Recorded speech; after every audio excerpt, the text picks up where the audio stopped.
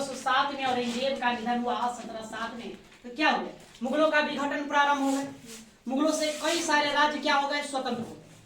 उन्हीं में से कुछ राज्य ऐसे भी थे जो मुगलों के अधीन न थे, वो अपना शुरू से ही स्वतंत्र रहे। मुगलों के विघटन के साथ भारत में जितने भी राज्यों का उदय हुआ उसमें सबसे ज्यादा मजबूत यदि कोई था तो मराठा लोग थे।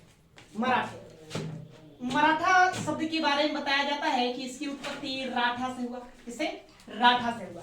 राठा शब्द से ही मराठा बना। और इनका जो क्षेत्र था वर्तमान का महाराष्ट्र, वर्तमान का जो महाराष्ट्र देख रहे हैं महाराष्ट्र, वही महाराष्ट्र मराठाओं का क्षेत्र हुआ करता था। आज भी मराठे लोग मिलेंगे महाराष्ट्र में, इन्हीं मराठों के नाम पर ही उस राज्य का नाम क्या रखा गया, मराठा भी रखा गया। ठीक है। मराठों की उत्पत्ति के संदर्भ में इतिहासकार में बहुत सारी बातें चलती है कि मराठों की उत्पत्ति कैसे हुआ। उसमें से कई सारे इतिहासकार बताएं कि मराठे लोग राजस्थान के सिसोदिया वंश से संबंधित है। सिसोदिया, राजपूत लोग राजस्थान में रहे, और किस वंश से संबंधित है, सिसोदिया। तो मराठे लोग भी उसी राजस्थान के सिसोदिया वंश से ही संबंधित है।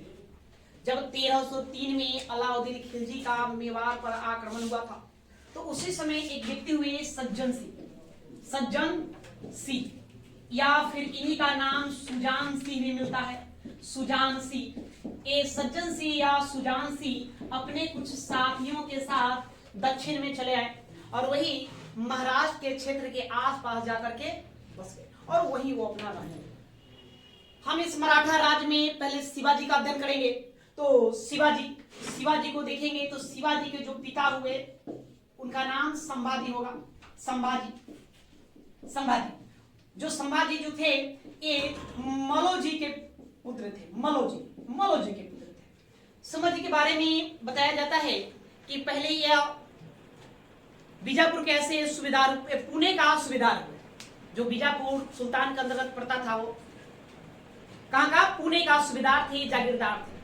उससे पहले वे अहमदनगर के सुल्तान के संरक्षण में थे। अहमदनगर के सुल्तान के संरक्षण में अहमदनगर का वजीर था जिसका नाम था मलिक अंबर के संपर्क में ही गए थे। मलिक अंबर ही उनको अपनी सेना में शामिल कर लिया। उसके बाद फिर पुणे की सूबेदारी प्रदान कर दी। वही पुणे के एक छोटे से जागीरदार बन करके अपना शासन चला रहे थे, छोटा सा। तो पहले हम मराठों की उत्पत्ति कैसे किस प्रकार से हुआ वो सब बातें लिखेंगे, फिर आगे चलेंगे, लिखने का काम करेंगे। लिखिए, मुगल साम्राज्य के विघटन की प्रक्रिया, मुगल साम्राज्य के विघटन की प्रक्रिया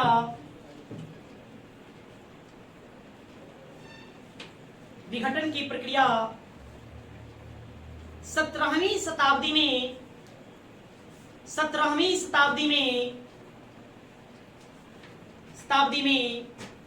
औरंगजेब के निधन के साथ प्रारंभ हो गया। 17वीं शताब्दी में औरंगजेब के निधन के साथ प्रारंभ हो गया।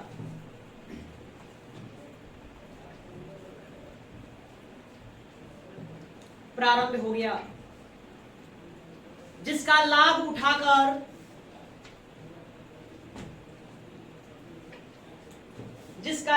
उठाकर कई प्रांत स्वतंत्र हो गए।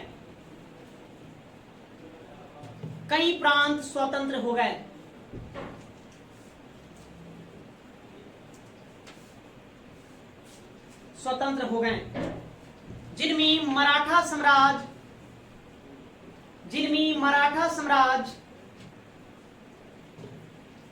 साम्राज्य सर्वाधिक शक्तिशाली था।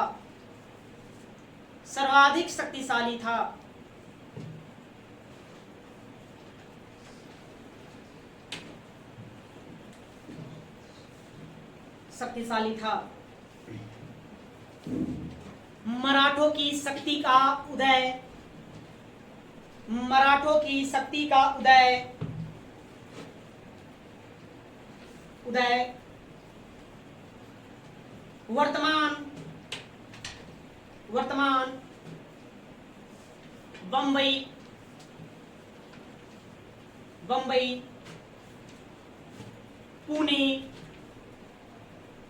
पुणे कॉमा के लिखते चलेंगे, खानदेश, कोंकण, कोंकण,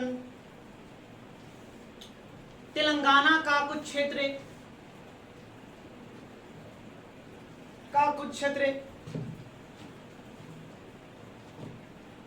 क्षेत्र, मध्य भारत के आसपास के क्षेत्र, मध्य भारत की आसपास का क्षेत्र, क्षेत्र को क्षेत्रों बना देंगे, मध्य भारत के आसपास के क्षेत्रों में हुआ था, में हुआ था।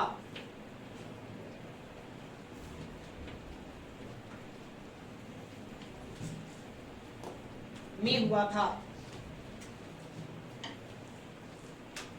इनकी मुख्य भाषा मराठी थी, इनकी मुख्य भाषा मराठी थी।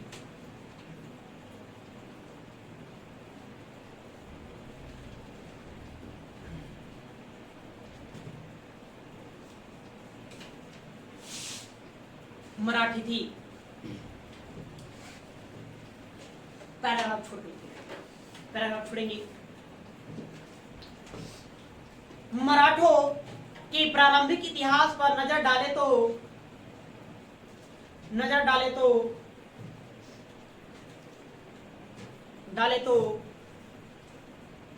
शिवाजी के पूर्वज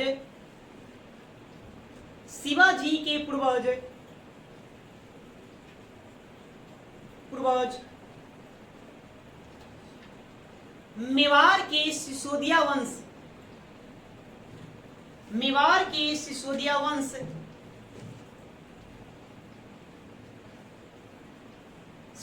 वंश से संबंधित थे। 1303 ईस्वी में 1303 ईस्वी में अलाउद्दीन खिलजी के आक्रमण, अलाउद्दीन खिलजी के आक्रमण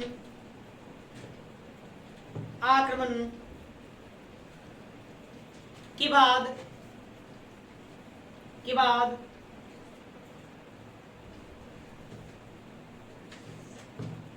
मेवाड़ का एक सरदार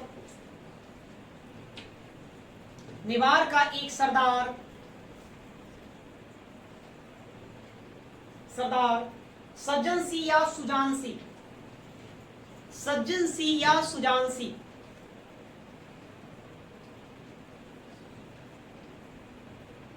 सुजानसी दक्षिण भारत में आकर बस गए थे। दक्षिण भारत में आकर बस गए थे।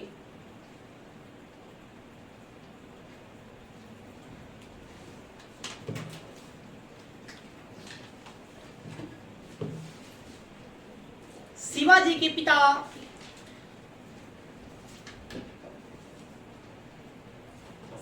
पिता शाहजी भोसले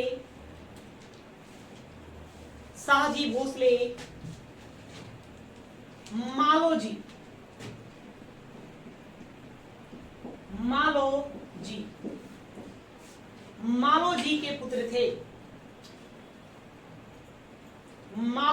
पुत्र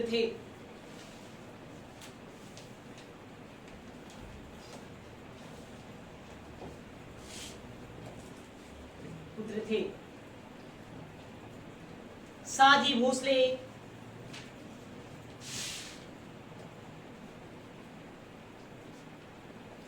भोसले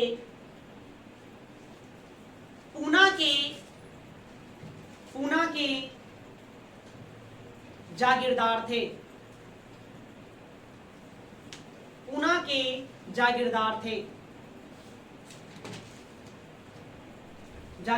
थे। इससे पहले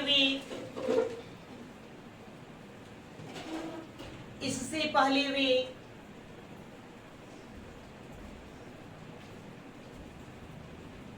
अहमदनगर के सुल्तान के संरक्षण में थे। के संरक्षण में थे।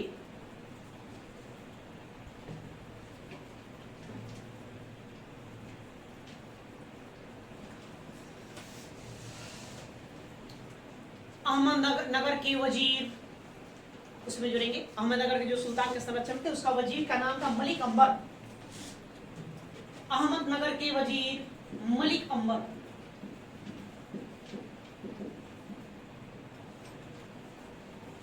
मलिक अंबर, देखिए जनवरी 1664 ईस्वी में, जगह का नाम है बसव पट्टम।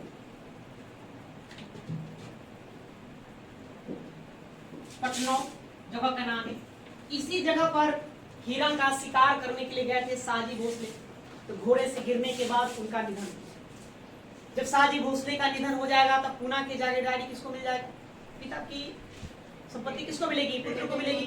तो शिवाजी को पुणे की जागीरदारी मिल जाएगी। वो एक छोटे से पुणे की जो रियासत थी उसको एक बहुत बड़े साम्राज्य के रूप में क्या कर देंगे? स्थापित कर देंगे। तो लिखो नेक्स्ट, बसवपट्टन, बसवपट्टनो नामक स्थान पर, बसवपट्टनो नामक स्थान पर हिरण की आखेट के दौरान, आखेट मतलब शिकार, हिरण की आखेट के दौरान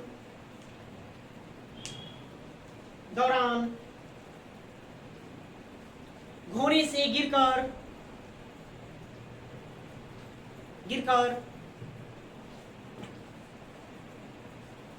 शाहजी भोसले का निधन हो गया। शाहजी भोसले का निधन हो गया।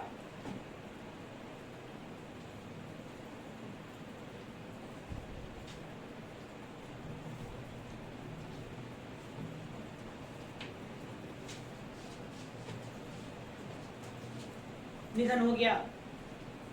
उसके बाद उनके पुत्र शिवाजी ने,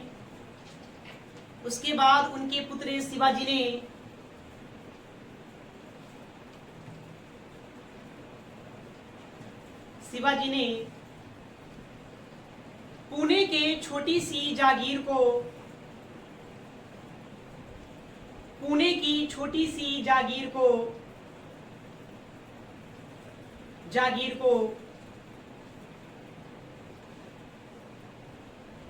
एक बड़े साम्राज्य के रूप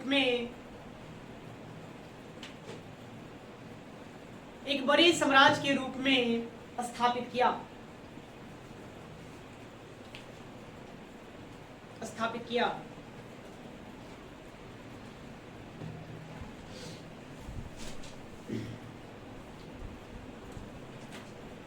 एक लाइन और यही जुड़िए। भारत के इतिहास में शिवाजी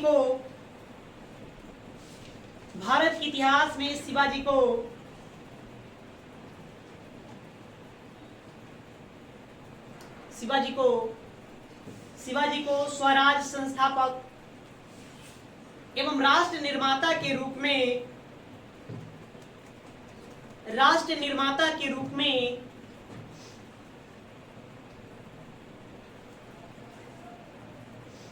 में जाना जाता है।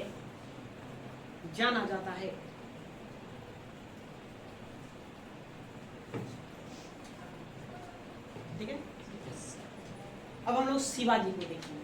अभी तक इनका पिता के कार्यकाल में क्या क्या था तो देखें। तो थोड़ा सा पहले हम जीवनी देख लेते हैं, वंशावली। लेख हुए मालोजी का ही पुत्र कौन हो जाएंगे? शाहजी भोसले।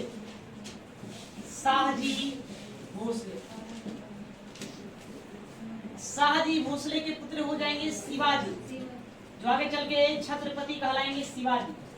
शिवाजी के दो पुत्र होंगे। शिवाजी कितने पुत्र? दो। एक हो जाएंगे संभाजी, और एक दूसरे जो पहले पुत्र थे, दूसरे जो पुत्र हुए ना राजा राम। संभाजी के ही पुत्र होंगे साहू जी, साहू जी, साहू जी। और राजा राम का ही पुत्र होंगे शिवाजी द्वितीय, शिवाजी, शिवाजी। और इनकी एक पत्नी थी, उनकी जो पत्नी हुई पत्नी, इनका भी अपना इतिहास है, ताराबाई। ताराबाई को हम देखेंगे, ताराबाई पत्नी, इसको नोट करेंगे। हाँ, पहले इसी तरह से उतारिए, उसके बाद हम बारी बारी से सबको देखेंगे। पहले हम शिवाजी पढ़ेंगे, उसके बाद हम संभाजी को जानेंगे, फिर राजा राम को जानेंगे, फिर हम ताराबाई और उसके बाद साहू जी को देखेंगे। शिवाजी द्वितीय एक उत्तराधिकारी के तौर पर जानेंगे, वो हम देखेंगे। मराठा इतिहास,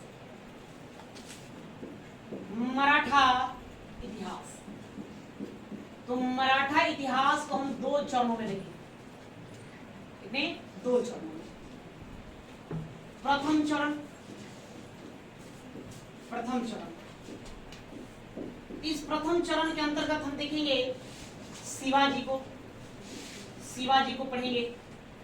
उसके बाद संभाजी, उनका उत्तराधिकारी होंगे, उनको देखेंगे। उसके बाद राजा राम, राजा राम, ताराबाई, ताराबाई, उसके बाद साहू जी, साहू, इनको देखेंगे। उसके बाद हम पढ़ेंगे फिर दूसरा चरण,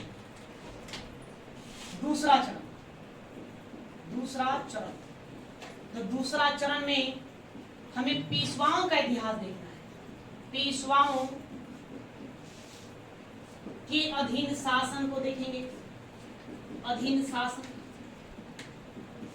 शासन के यहाँ। अब इसी पेशवाओं के अधीन शासन को हम देखेंगे बालाजी बाजीराव, नहीं, बालाजी विश्वनाथ, माधवराव, रघुनाथ राव, मतलब जितने भी पेशवा होंगे उन सभी पेशवाओं के इतिहास देखेंगे। तो 2 चरणों में मराठाओं के इतिहास को पढ़ा जाता है।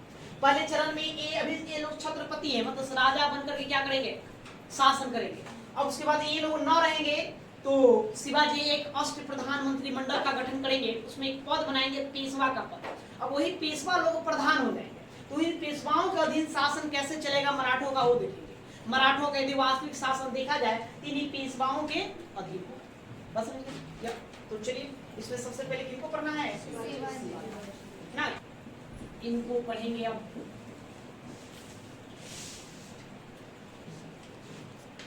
पहले इनकी जीवनी देख लेते हैं।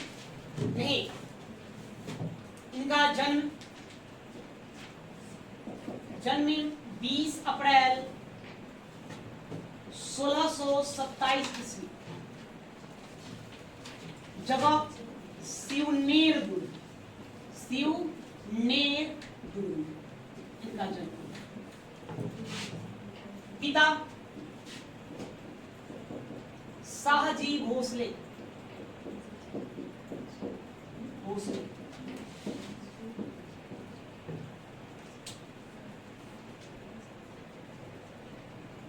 माता, माता का नाम जीजाबाई, जीजाबाई,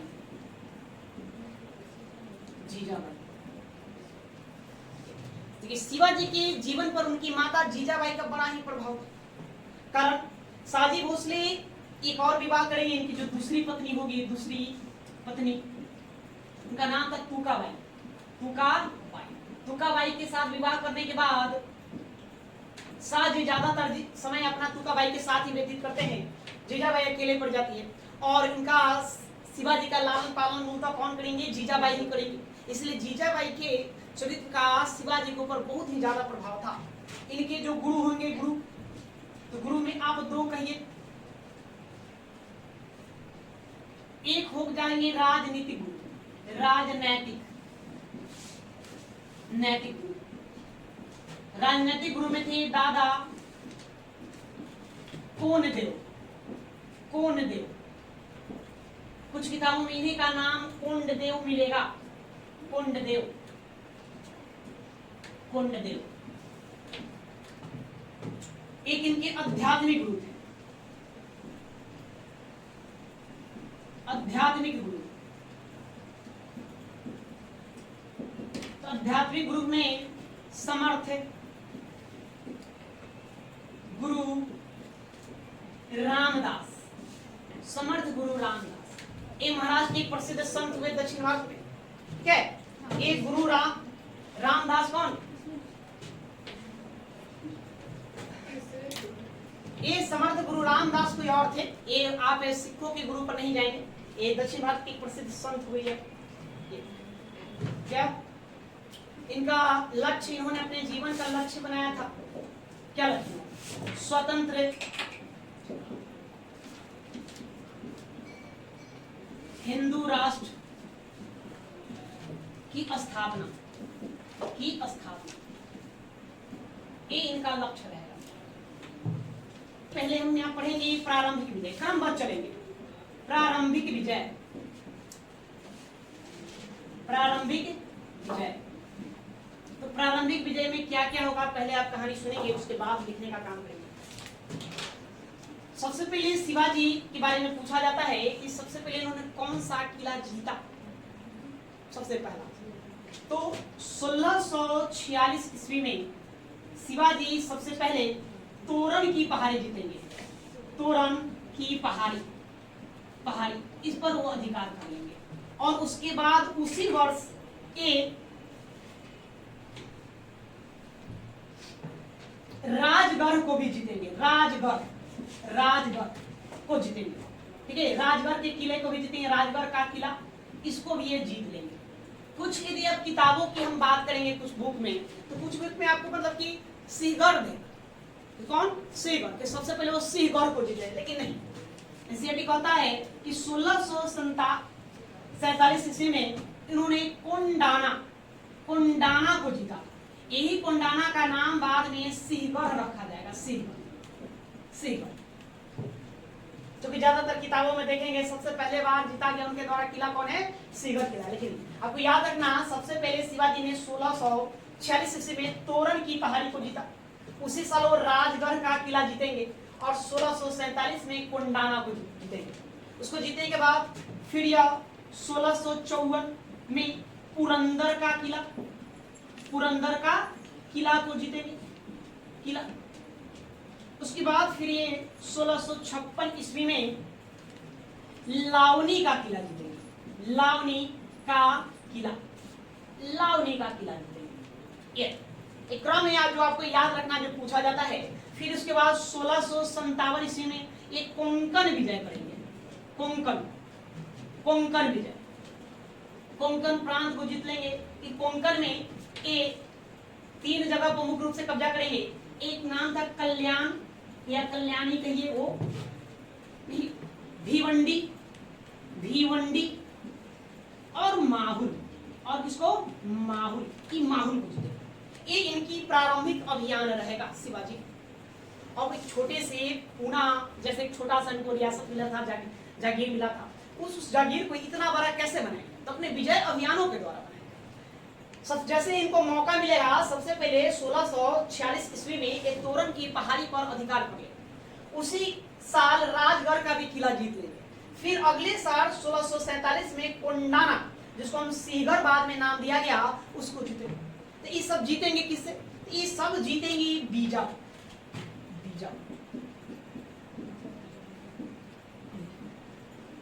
तो क्या वो विरोध नहीं करेगा, बिल्कुल विरोध करेगा। जैसे ही शिवाजी ने ये 3 स्थानों को जीता, 3 किला को जैसे ही जीता, बीजापुर के सुल्तान ने शिवाजी के पिता शाहजी भोसले को कैद कर लिया, बंदी बना लिया। जब बंदी बना लिया तो शिवाजी ने कूटनीति का प्रयोग किया।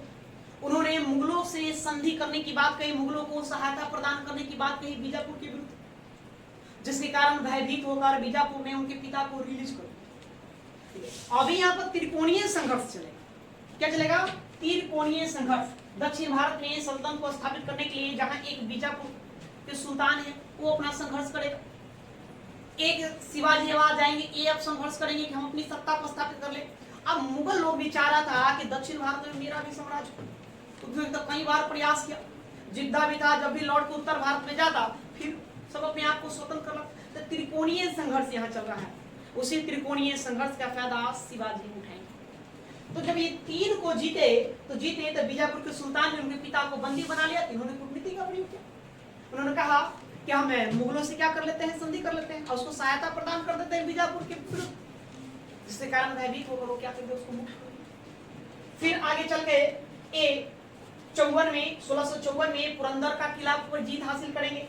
1656 में लावनी का किला, नहीं लावनी का किला में यहाँ पूछा जाता है कि लावनी का किला किससे जीते, तो चंद्रराव मोड़े, यहाँ का किलेदार था चंद्रराव मोड़े, ये भी एक मराठे ही थे।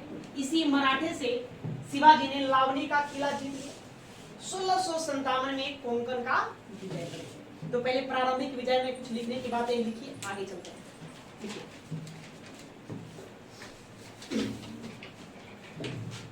प्रारंभिक विजय,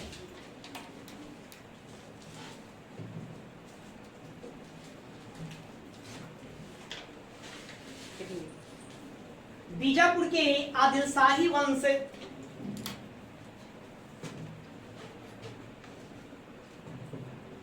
बीजापुर के आदिलशाही वंश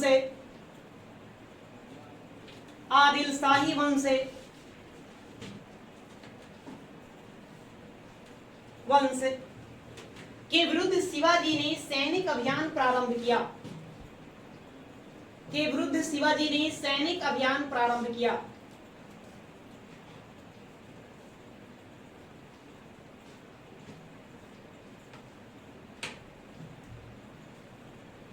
अभियान प्रारंभ किया।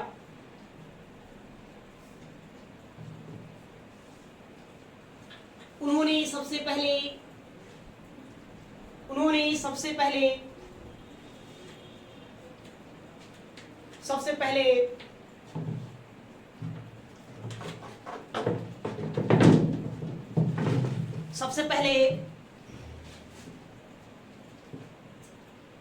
तोरण की पहाड़ी, एक मिनट के लिए 16 समय दे देंगे।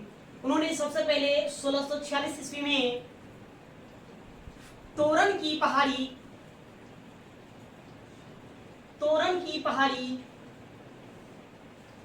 पर अधिकार किया।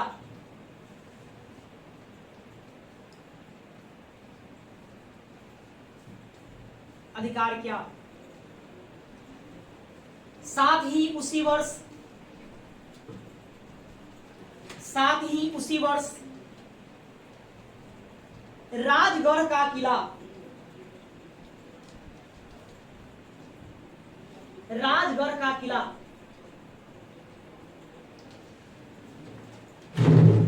राजगढ़ के किले को और भी नाम दिया गया है मुरुम्बगढ़, ये भी आप नाम थोड़ा कुछ में लिख लेंगे, मुरुम्बगढ़। राजगढ़ का किला कुछ में लिखिए मुरुम्बगढ़ को भी जीता।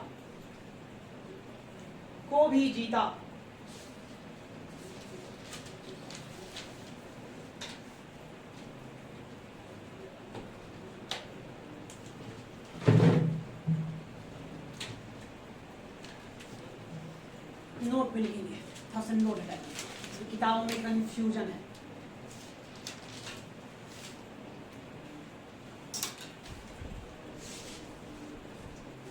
लिखेंगे यद्यपि कुछ किताबों में या कुछ पुस्तकों में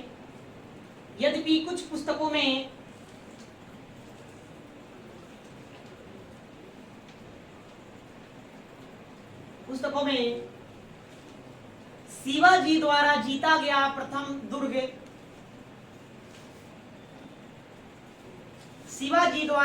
गया प्रथम दुर्ग का उल्लेख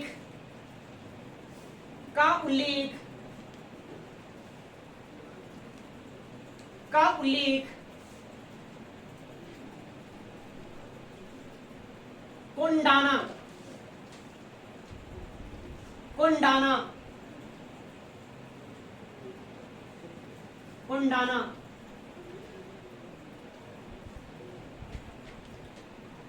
कुशलिकी सीगढ़ का किला, कोंडाना या सीगढ़ का किला मिलता है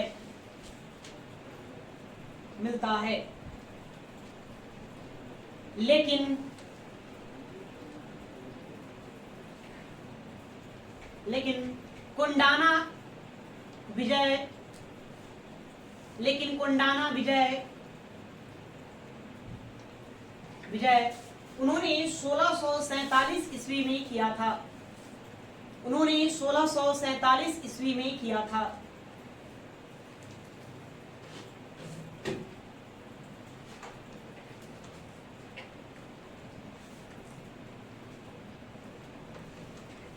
हो गया।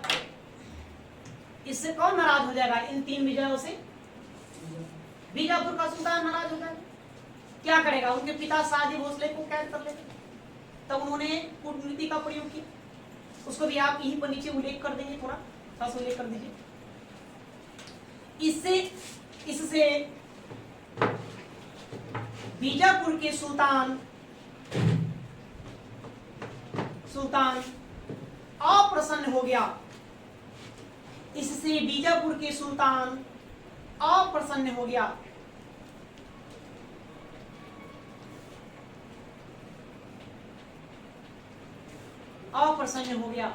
और शिवाजी के पिता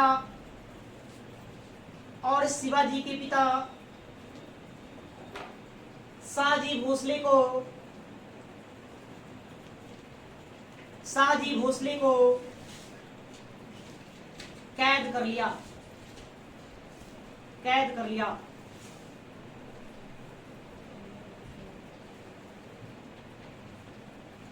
तब शिवाजी ने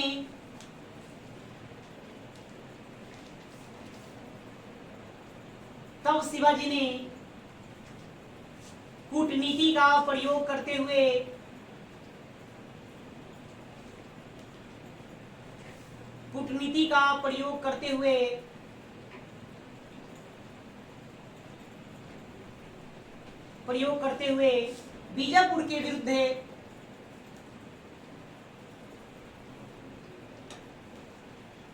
बीजापुर के विरुद्ध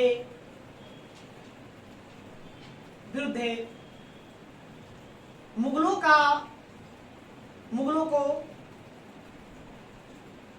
को सहायता प्रदान करने को कहा।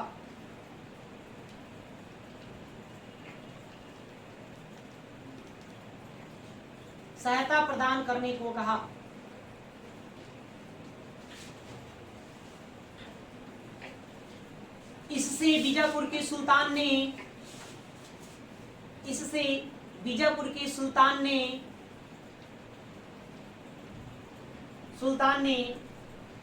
भयभीत होकर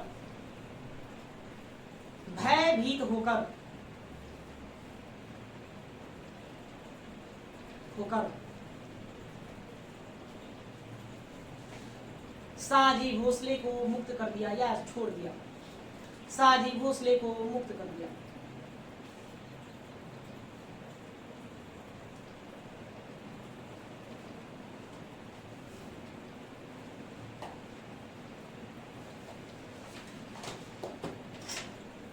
ठीक है, कितना बात समझे? आदिल शाही वंश का वहां स्थापना था। अब लिखिए कोंकण विजय लिखकर डाल देंगे। पोस्ट में समय ले लेंगे 1657 ईस्वी। कोंकण विजय। अच्छा, ये सब बात नहीं बताइए। पुरंदर किला ये ओके, ठीक है। अच्छा लिखे आज। ओके, कोई बात नहीं, लिखेंगे। शिवाजी ने 1654 ईस्वी में पुरंदर का किला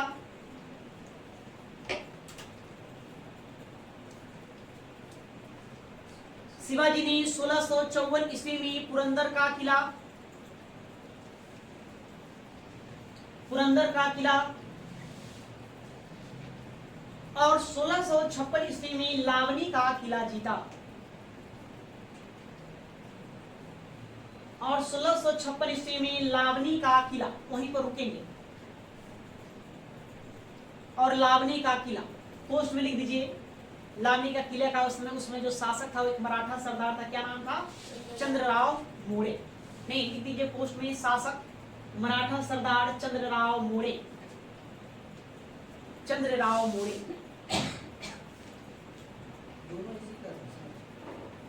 पुरंदर का किला और नहीं, वो अलग था, वो बीजापुर से जीतेंगे। लावनी का किला चंद्रराव मोड़े से, इसलिए प्रश्न पूछा गया एग्जाम में कि चंद्रराव मोड़े का शासक कौन था। इस पर आपको ध्यान में रखना है। लावनी का किला को कब जीता? 1656। उस समय का शासक कौन था? चंद्रराव मोड़े था। चंद्रराव मोड़े, अब तो नाम याद हो गया होगा।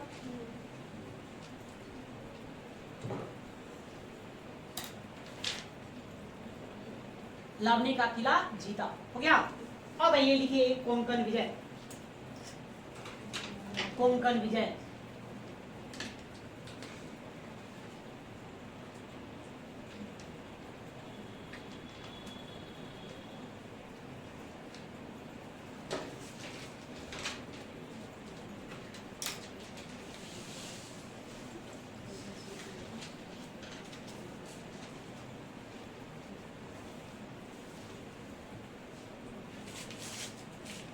पहले हम उत्तर भारत में चलते हैं। इसमें उत्तर भारत में क्या चल रहा है? उत्तर भारत में मुगलों का राजा, मुगल बादशाह जो था शाहजहां। शाहजहां कहानी याद है? उसको जेल में वो बीमार पड़ गया था, तो बीमार पड़ने का अफवाह सुनकर के चारों पुत्र उत्तराधिकार को लेकर लड़ने लगे। तो उसमें दक्कन का सूबेदार कौन था मुगलों का? औरंगजेब। तो इन कोंकण प्रदेशों को औरंगजेब का शासन, वही इनकी व्यवस्था को देख रहा था दक्कन। जब उत्तराधिकार का युद्ध छिड़ गया तो औरंगजेब उत्तर भारत में चला जाए, इसी का फायदा शिवाजी उठाएंगे। और शिवाजी ने 1657 में कोंकण को जीत लिया। अब कोंकण में इनका हाथ 3 महत्वपूर्ण स्थान लगे। कौन? कल्याण, भिवंडी, माहू। कोंकण के विजय होने के कारण इनकी पहुंच अब पश्चिमी समुद्र तक होने लगी। समुद्र घाट का आप देखेंगे पूरा भारत, तो ये महाराष्ट्र क्या है? समुद्र के किनारे है बसा हुआ। तो ये कोंकण प्रदेश वही तट हुआ। तो समुद्री तट पर इनकी पहुंच सुलभ हो गई। जब समुद्री तट पर इनकी पहुंच सुलभ हो गई, तब इन्होंने नौसेना पर भी ध्यान दिया। उन्होंने कल्याण और भिवंडी, इन 2 शहरों में अपने नौसेना अड्डा भी बनाए। तो मुगलों के उत्तराधिकार युद्ध में मराठों को लाभ पहुंचेगा, देख सकते हैं, जिसके रूप में कोंकण विजय सामने आएगा। तो इसी को लिखना है, लिखिए, ज्यादा विशेष यहाँ नहीं। आपसे वनडे एग्जाम में बस एक लाइन प्रश्न पूछेगा। क्या पूछेगा? कोंकण विजय कब? तो 1657। यहाँ सबको सभी तारीखों को ध्यान में रखना है। ये तारीखें इंपॉर्टेंट, महत्वपूर्ण है, सभी तारीख एग्जाम में पूछे जा चुके हैं। खास कर आपको किस पर ध्यान देना है? लावनी के किले पर ध्यान देना है। नाम में चंद्रराव मोड़े लिखे। 1657 ईस्वी में 57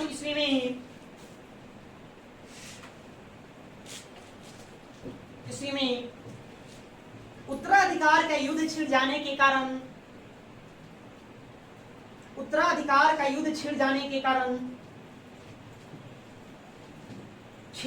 कारण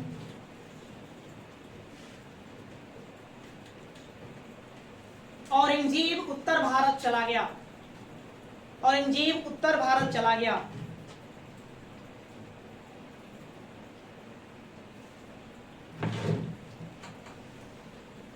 जिसका लाभ उठाकर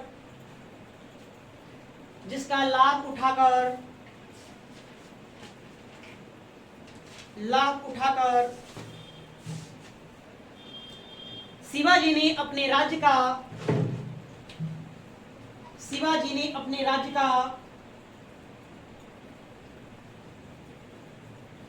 का विस्तार किया।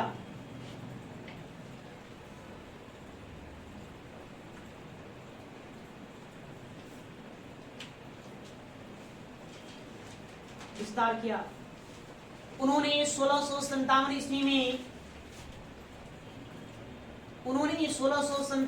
में कोंकण प्रदेश को जीता।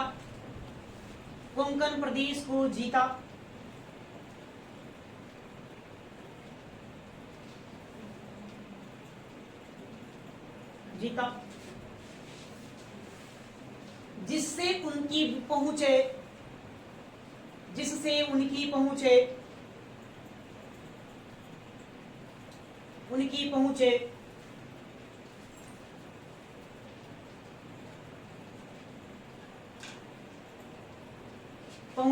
पश्चिमी समुद्र तट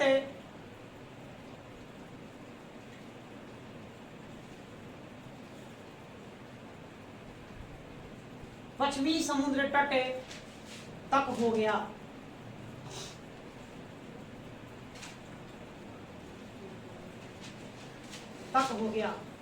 अतः उन्होंने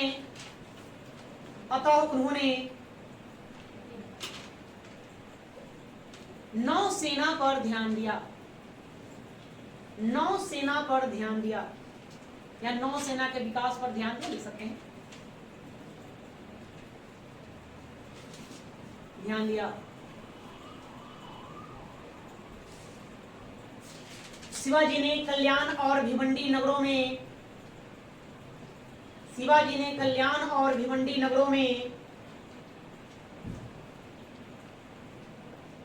नगरों में नौसैनिक अड्डा स्थापित किया।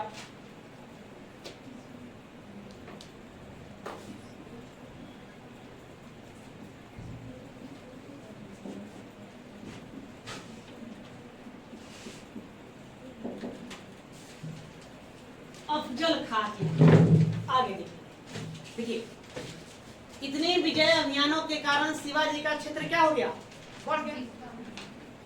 उनके साम्राज्य का विस्तार हो रहा था। तो वो अपना साम्राज्य जो क्षेत्र बना रहे थे किसके अंतर्गत, बीजापुर के क्षेत्रों को छीनकर। एक कोंकण तो उन्होंने मुगलों से छीना, बाकी जो जितने भी किले थे, प्रांत थे, वो सब किसके छीन लिए, बीजापुर के सुल्तान का छीन लिया। जिसके कारण बीजापुर का सुल्तान ने शिवाजी को रोकने के लिए, उनकी हत्या करने के लिए अफजल खां को भेजा।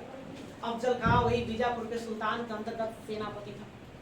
अफजल खां के बारे में बताया जाता है कि एक विशालकाय शरीर का स्वामी था, हट्टा कट्टा लंबा चौड़ा। इसने भी दक्षिण भारत में कई हिंदू मंदिरों को तोड़ डाला। ये अपने आप को भारत का, अपने आप को दूसरा गजनी कहता, महमूद गजनवी ये भी बनना चाहता था।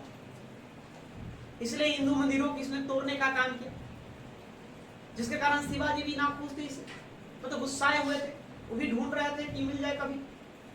और इधर शिवाजी को पकड़ने की, उसकी हत्या करने की जिम्मेदारी इसको दिया गया, अफजल खां को दिया। अफजल खां ने घोषणा किया, हम घोड़े से उतरे बिना ही इस पहाड़ी चूहे को दबोच लेंगे। शिवाजी को पहाड़ी चूहा कहा जाता है, क्योंकि ये मराठे लोग गुरिल्ला युद्ध में माहिर थे। पहाड़ों पर होते थे, आप छुप करके वार करते थे। इसलिए औरंगजेब भी शिवाजी को पहाड़ी चूहा कहता था। ऐसे पहाड़ी चूहा शिवाजी को कहने वाला पहला जो व्यक्ति है औरंगजेब है। औरंगजेब ही नाम देगा पहाड़ी चूहा। जब अफजल खां को इसकी जिम्मेदारी सौंपी गई तब अफजल खां ने और अपना कहा नहीं, मैंने घोषणा किया एक तरह से कि हम घोड़े से उतरे बिना ही क्या करेंगे, इस पहाड़ी चूहे को दबोच लेंगे, उसको मार डालेंगे। ये कहा। जब अफजल खां अभियान पर निकलेगा शिवाजी के खोज में, शिवाजी को रोकने के लिए, तो समय था 1659 ईस्वी। शिवाजी उस समय प्रतापगढ़ के दुर्ग में थे। प्रतापगढ़ गढ़ का दुर्ग, इसी दुर्ग में थे।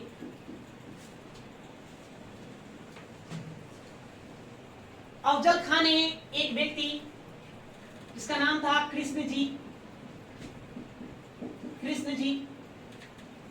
इसी कृष्ण जी राव को दूत के रूप में शिवाजी के पास भेजा संधि समझौता करवाने के लिए। दूत मैसेंजर के तौर पे कि जाओ उनसे कहो कि हम मिलना चाहते हैं, उनसे बैठक करे, बैठकर संधि समझौता कर लेने में ही भलाई। शिवाजी के लिए कहे कि ठीक है, संधि समझौता करेंगे। तो जगह तय किया गया, यही प्रतापगढ़ दुर्ग से तकरीबन 1.6 किलोमीटर दक्षिण की ओर एक जगह था, उसका नाम था पार गांव। पार नामक गांव, जगह का नाम ही था पार नामक गांव। इसी पार नामक गांव में एक टेंट बनाया गया। टेंट, जिस टेंट में एक तरफ शिवाजी और दूसरी तरफ अफजल गुरु के बीच अपना संधि समझौता होना था, मीटिंग होना था। अफजल खां जो था, अफजल खां वो विश्वासघाती व्यक्ति ही था, पहले से योजना बना रखा था, जैसे ही शिवाजी आएगा हम उसको ऐसे ही कांख में चाट कर मार देते, अब वाकई में मार देते। वो एक शरीर, अच्छा खासा शरीर का स्वामी था, वो लंबे चौड़े हट्टे, लेकिन शिवाजी थे ये बहुत चतुर व्यक्ति थे। ये राजपूतानों की नीति नहीं रखते थे कि जान जाए पर वचन न जाए। ये भी जानते थे कि वो हमसे साथ विश्वासघात करेगा, इसलिए पहले ही वो पूरी तैयारी के साथ तो ये अपने आप को लोहे का खुरपा से ढक लिए, मतलब लोहे का कवच पहन लिए और हाथ में बाघ नखा लगा लिए। बाघ नखा कहने मतलब है वो बाहर से अपनी मुट्ठी को खींचेंगे, बंद करेंगे तो दिखने में अंगूठी का समान लगता है, लेकिन उसको खोलेंगे तो एक हथियार का रूप बन जाता। तो लोहे का खुरपा पहन लिए, कवच, उसके बाद हाथ में बाघ नखा लगा लिए और अपने अंगरक्षक, इनका अंगरक्षक होगा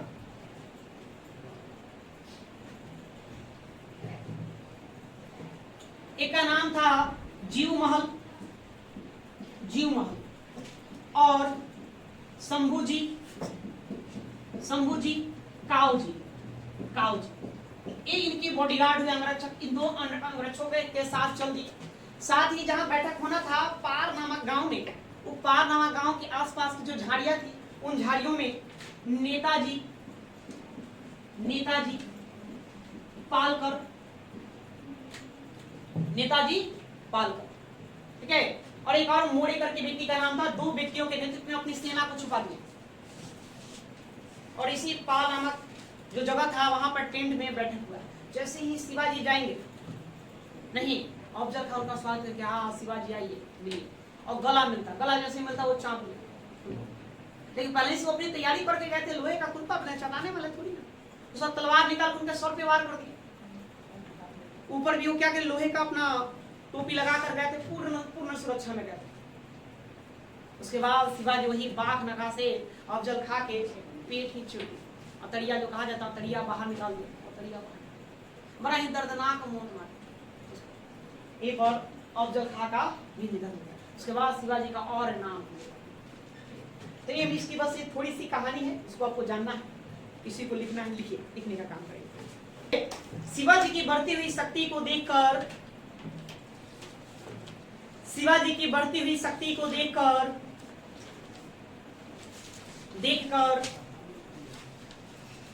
बीजापुर के सुल्तान ने, बीजापुर के सुल्तान ने अपने प्रधान सेनापति, बीजापुर के सुल्तान ने अपने प्रधान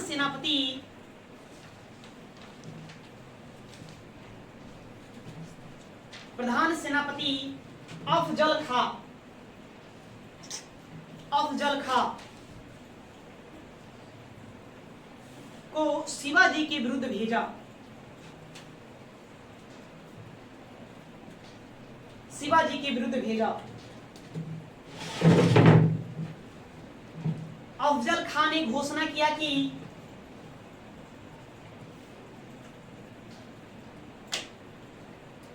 अफजल खां ने घोषणा किया कि वह घोड़े से उतरे बिना ही,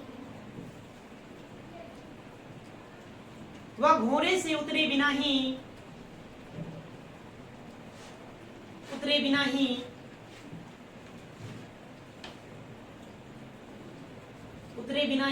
उस पहाड़ी चूहे को बंदी बना लेगा, उस पहाड़ी चूहे को बंदी बना लेगा।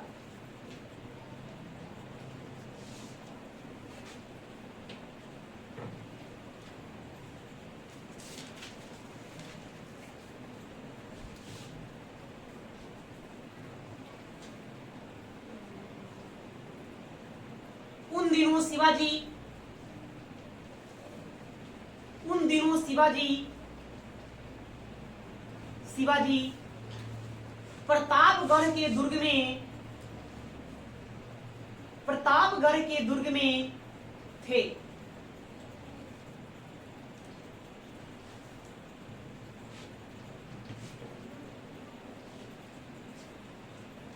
प्रतापगढ़ के दुर्ग में थे। अफजल खां ने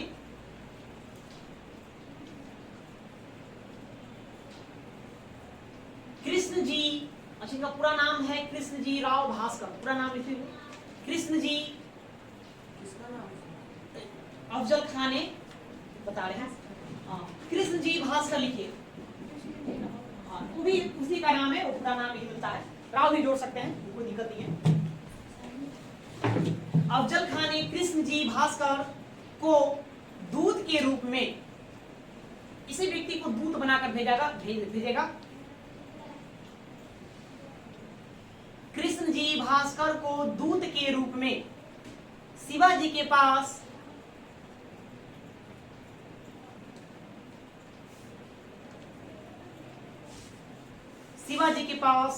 संधि के लिए या समझौते के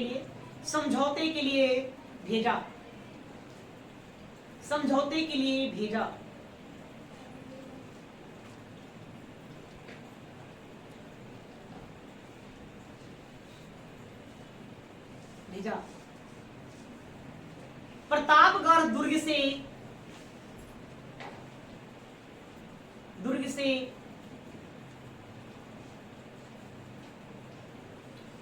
लगभग 1.5 किलोमीटर दक्षिण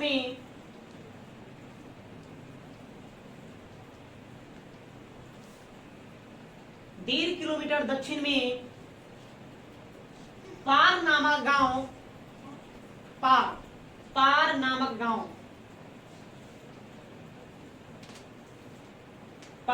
गांव के पास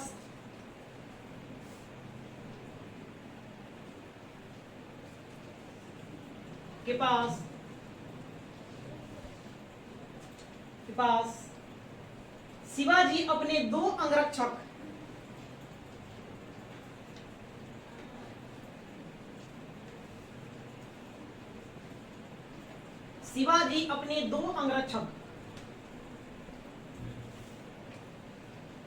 जीव महल और शंभू जी काऊ जी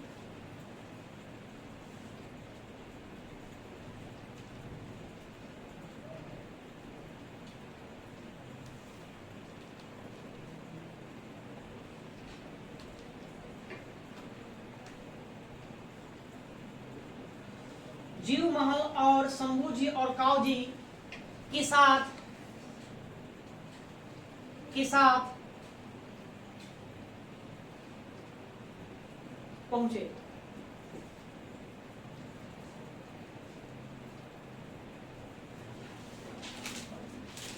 शिवाजी जानते थे कि अफजल खां विश्वासघाती है।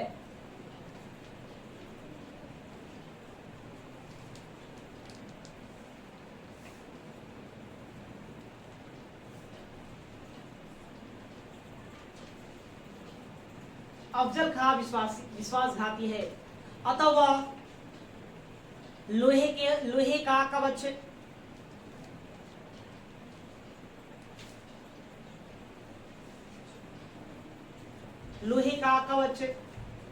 और हाथ में बाघ नखा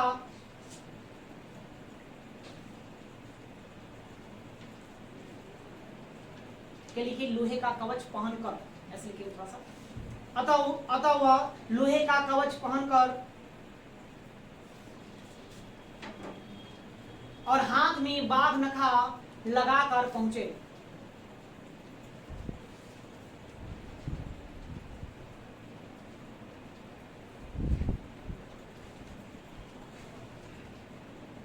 साथ ही उन्होंने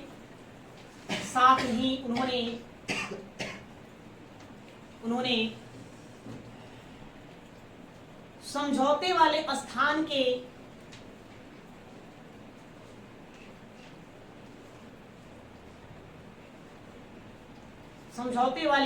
के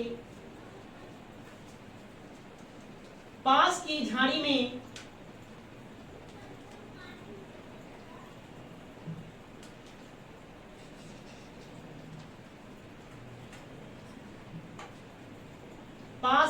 में नेताजी पालकर और एक व्यक्ति का और नाम लिखेंगे मोरे पिंगले। 2 व्यक्ति हैं, उनके बॉडीगार्ड कौन? जीव महल और शंभू जी काऊ जी अंगरक्षक के तौर पे जाएंगे और नेताजी पालकर और मोरे पिंगले के नेतृत्व में वही पास के झाड़ी में सैनिक को छुपा दिया। जान रहे थे कि मतलब विश्वासघाती तो है, विश्वासघात कर भी करेगा, ठीक है, तो सैनिक को भी तो मारना होगा, सैनिक की भी तो जरूरत पड़ेगी। इसीलिए नेताजी पालकर और मोरे पिंगले के नेतृत्व में एक सैन्य टुकड़ी को छुपा दिए, एक सैन्य टुकड़ी को छुपा दिए।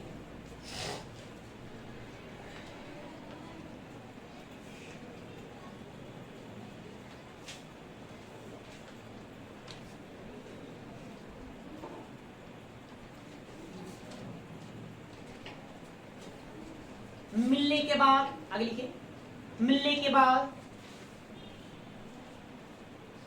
मिलने के बाद अफजल खान ने, अफजल खान ने शिवाजी को दबा कर मारने का प्रयास किया। उन्होंने बाघ नखा से,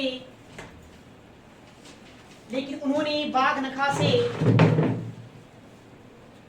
अफजल खां की हत्या कर दी।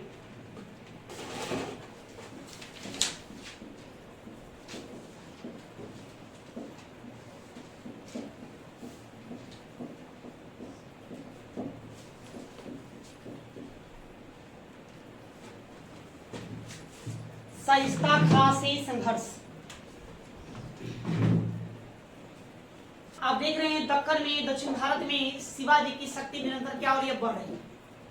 शिवाजी के बढ़ती शक्तियों से भयभीत होकर, आशंकित होकर बीजापुर के सुल्तान ने किसको भेजा था, अफजल खां को भेजा था, अफजल खां।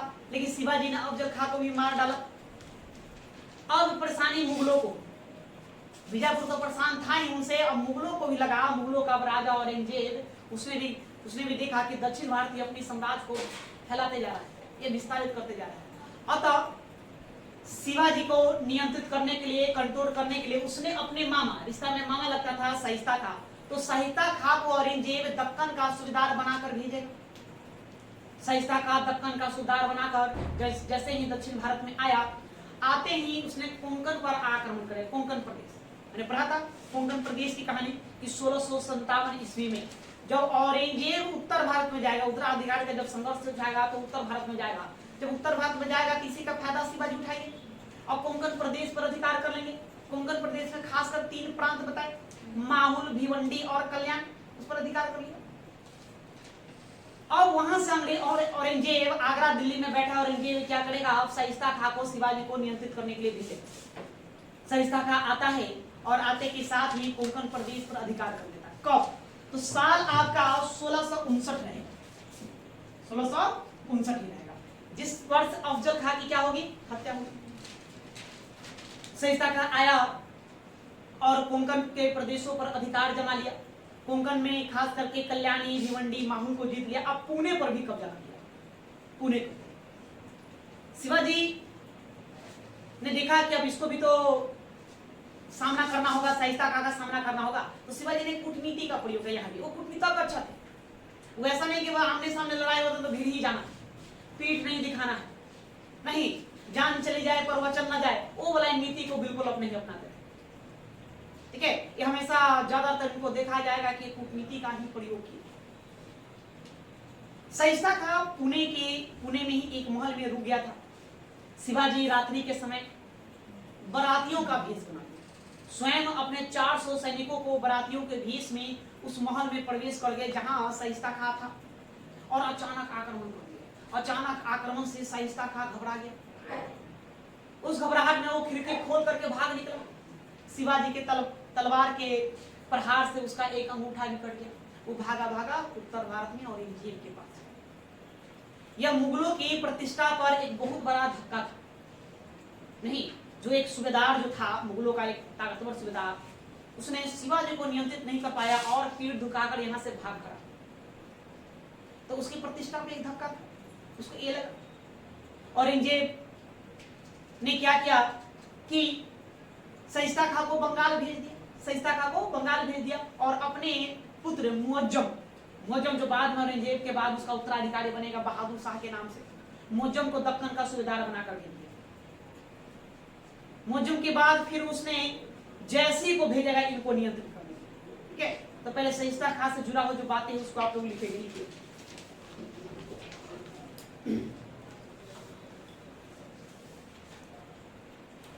लिखेंगे हेडिंग शाइस्ता खां से संघर्ष, इसी में लिखेंगे शिवाजी की बढ़ती हुई शक्ति से भयभीत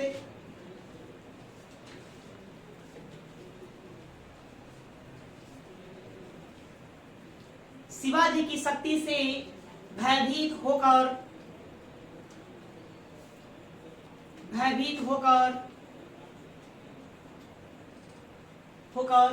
औरंगजेब ने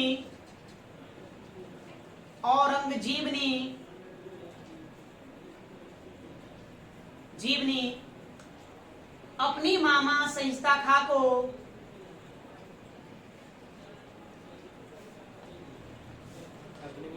अपने मामा शाइस्ता खां को दक्षिण का सूबेदार बनाकर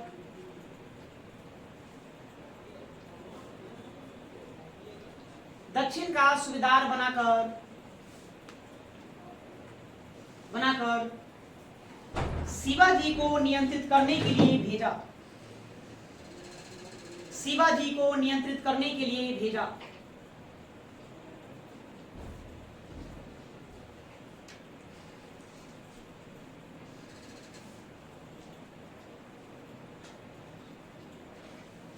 उसको लगा देंगे तो शिवाजी को नियंत्रित करने के लिए भेजा।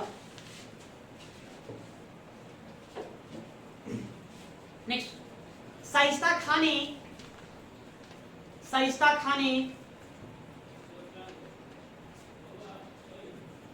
बीजापुर के सुल्तान के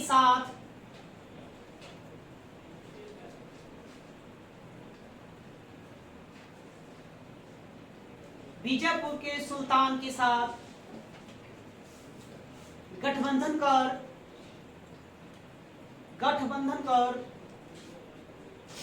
कोंकण प्रदेश के साथ पुणे पर अधिकार कर लिया।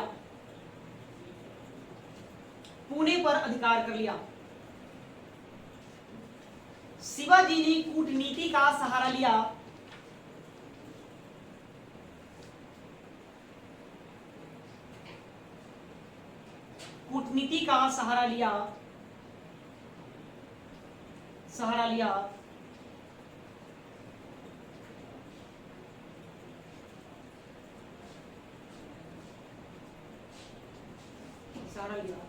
और 15 अप्रैल 1663 ईस्वी को बरातियों का भेष बनाकर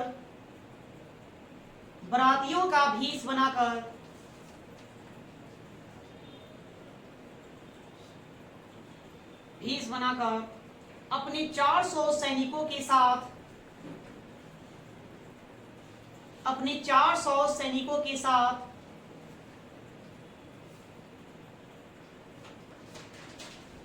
साथ उस महल में प्रवेश कर गए।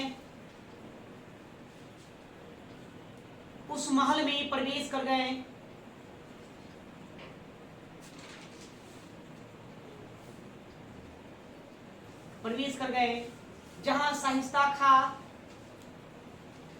शाइस्ता खां ठहरा था।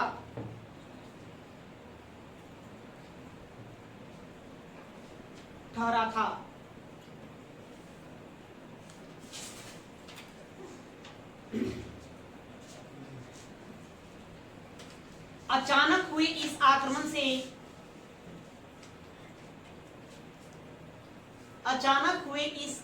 से शाइस्ता खां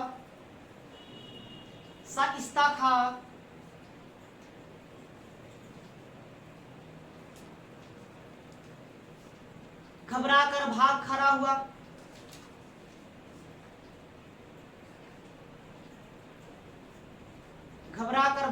हुआ।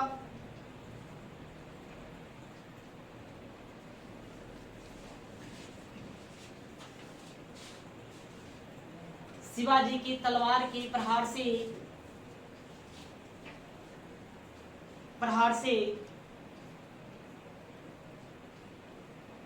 घाट से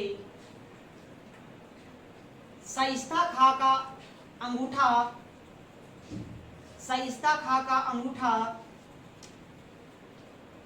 भी कट गया।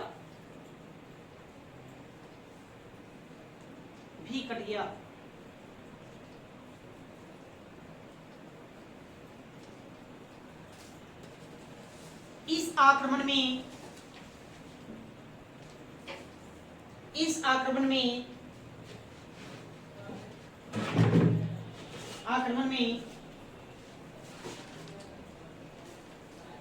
शाइस्ता खां के पुत्र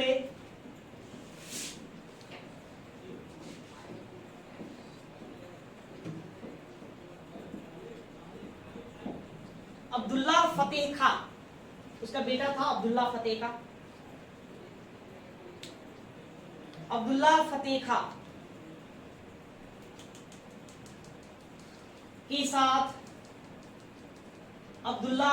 खां के साथ अन्य मुगल सैनिक मारे गए, या अनेक मुगल सैनिक मारे गए।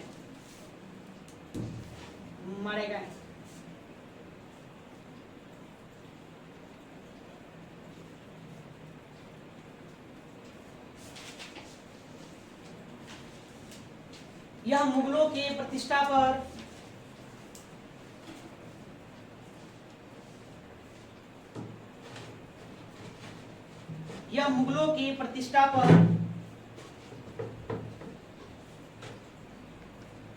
बहुत बड़ा धक्का था।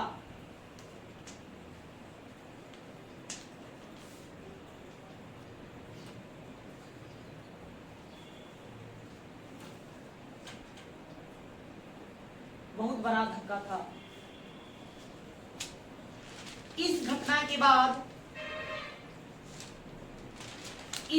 के बाद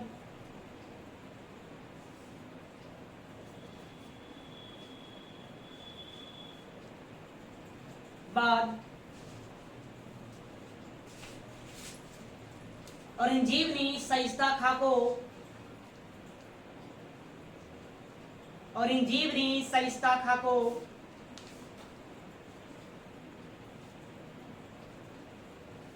खां को बंगाल का सूबेदार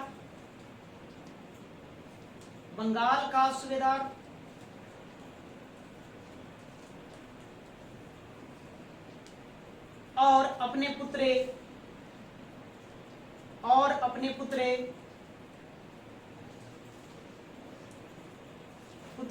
मुअज्जम, यही मुअज्जम आगे चलकर क्या किस नाम से जाना जाएगा? मुअज्जम बहादुर शाह प्रथम, जफर नहीं कहलाएगा, जफर अंतिम शासक था। मुअज्जम ही बहादुर शाह के नाम से शासक बनेगा औरंगजेब की मृत्यु के बाद। मुअज्जम को दक्षिण का सूबेदार नियुक्त किया। जानेंगे, इससे ज्यादा बात नहीं जाननी है। अब ये सूरत की लूट, सूरत को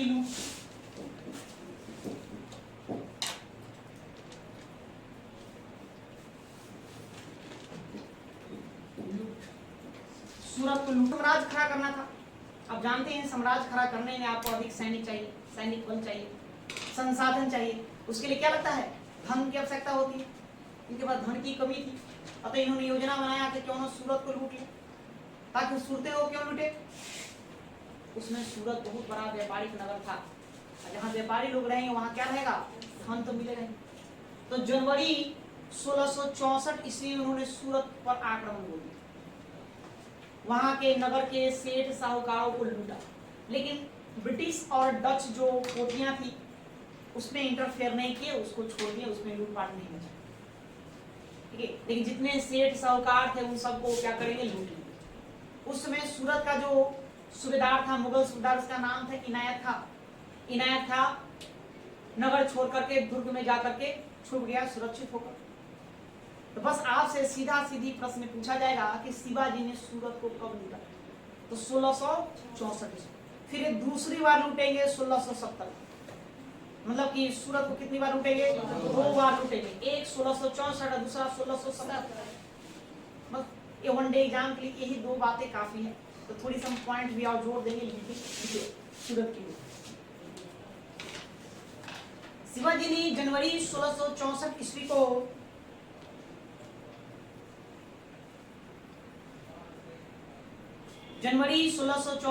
को सूरत के बंदरगाह पर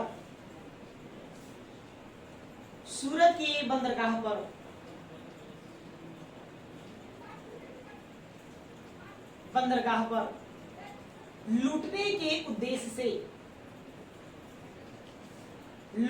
के उद्देश्य से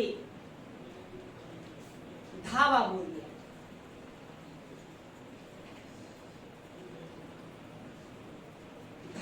दिया।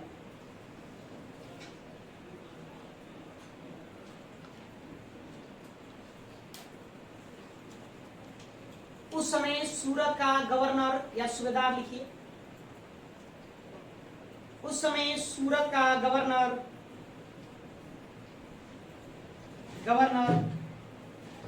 इनायत खां था।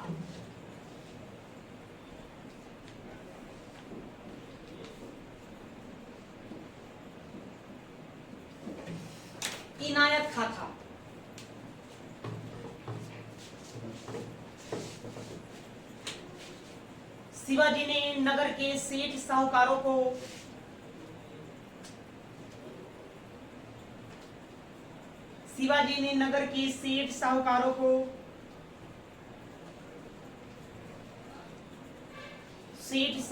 को लूटा।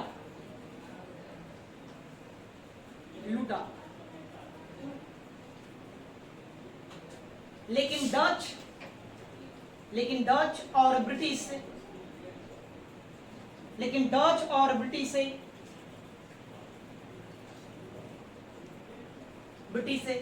कोठियों को हानि नहीं पहुंचाया।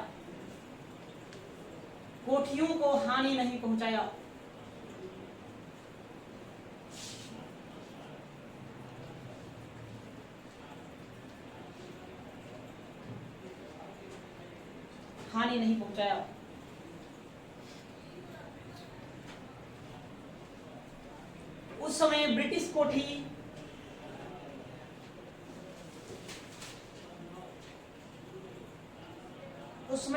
कोठी का अध्यक्ष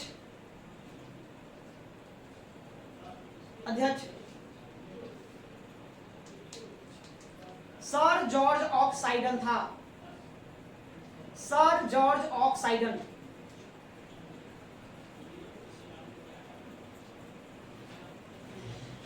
सर जॉर्ज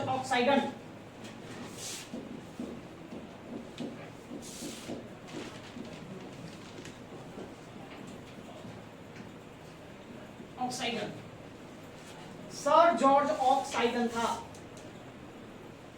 इस लूट में शिवाजी को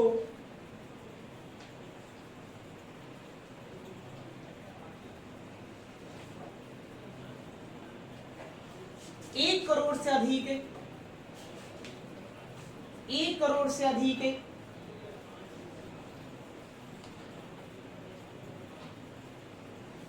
अधिक रुपए की प्राप्ति हुआ।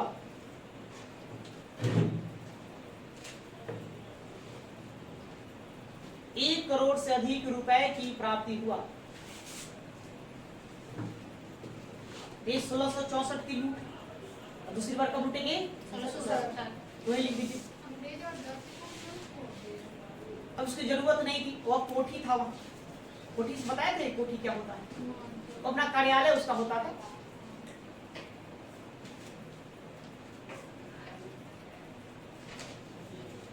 एक लाइन उसमें जोड़िए तो शिवाजी ने दूसरी बार सूरत को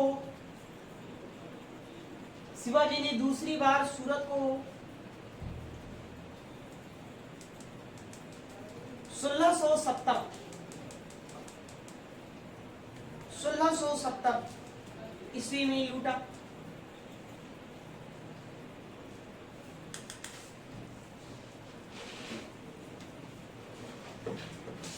अब हम देखेंगे पुरंदर।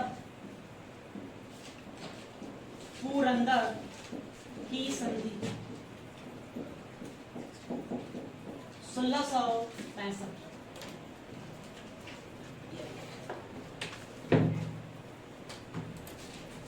देखिए शिवाजी क्या हो गए हैं, आपे से बाहर, किसी के कंट्रोल में, नियंत्रण में आ नहीं रहे। पहले बीजापुर परेशान था, उसने अफजल खां को भेजा, उसकी भी हत्या कर दी। फिर औरंगजेब ने किसको, अपने मामा सईता खां को भेजा, वो भी पराजित हुआ, भाग आया, उसका बेटा भी मारा गया। उसके बाद सूरत को भी लूट लिए। तो बीजापुर के साथ साथ मुगल भी परेशान था। अब ज्यादा परेशानी औरंगजेब को थी, इनकी बढ़ती हुई शक्ति से को देखकर इनको नियंत्रित करने के लिए, इन पर नियंत्रित स्थापित करने के लिए अब की बार औरंगजेब मिर्जा राजा जय सिंह को दे गया। मिर्जा राजा जय सिंह, जय सिंह मुगलों का एक सेनापति होंगे। उनको उपाधि दिया जाएगा मिर्जा राजा का। मिर्जा राजा की उपाधि इनको शाहजहां देगा। 1639 में शाहजहां के द्वारा इनको मिर्जा राजा की उपाधि दिया जाएगा। तो जय सिंह को भेजा। जय सिंह दक्षिण में आता है। मुख्य काम इसका क्या था, शिवाजी को नियंत्रित करना। तो पुरंदर के किले, पुरंदर का किला, तो पुरंदर का किला को जय सिंह चारों तरफ से घेर लेगा, मतलब उसे घेराबंदी कर देगा। मुगल सैनिक जो था मराठों के फसलों को तहस नहस कर दिया, कुछ बस्तियां उजाड़ दिया। इस पुरंदर के किले में मराठों और मुगलों के बीच बहुत अधिक गोलाबारी हुई। नहीं, इसी में मुराद बीजा नामक एक मराठा सरदार था, वो भी मारा गया। 600 और सैनिक मारे गए। इसे अंततः शिवाजी संधि करना ही उचित समझे। शिवाजी और जय सिंह के मध्य फिर क्या होगा, संधि होगा। यही जो संधि होगा उसी को हम क्या कहते हैं, पुरंदर की संधि कहते हैं। इस पुरंदर की संधि में आपको 3 बातें याद रखना। जैसे ही जो थे वो शिवाजी को कहे आखिर क्यों लड़ रहे हो, क्षेत्र विस्तार को लेकर, आप बीजापुर को लेकर। मुगल विचारक हम भी बीजापुर, मेरे भी अधिकार क्षेत्र में, तुम भी चाह रहे हो जाए, तो क्यों ना हम दोनों मिलकर के अभियान चला। लड़ने से क्या फायदा, अंततः बातचीत से ही काम बन जाता तो बेहतर है। तो यहाँ पर बात तय हो गया। शिवाजी के पास 35 किला था, जब तक इन्होंने 35 किलो पर, दुर्गों पर अधिकार कर रखे थे। संधि के तहत इसमें से 23 किला मुगलों को दे दिया गया, अब 12 किला शिवाजी के पास रहा। पहला बात यहाँ ये हुआ। दूसरा बात हुआ, दूसरा कि शिवाजी के पुत्र जो थे संभाजी, इस संभाजी को 5000 का मनसब प्रदान किया गया कि मुगलों की ओर से 5000 का मनसब दिया जाएगा।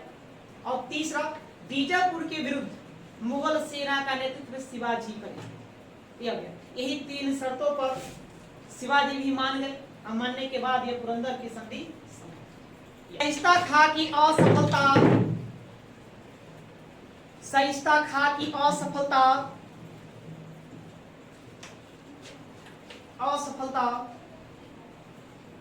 और सूरत की लूट के बाद,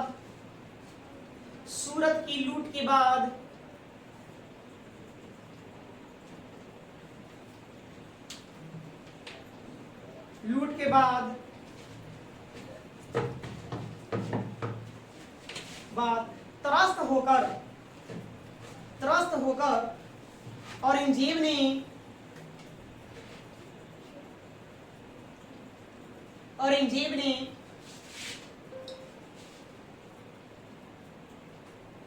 शिवाजी का दमन करने के लिए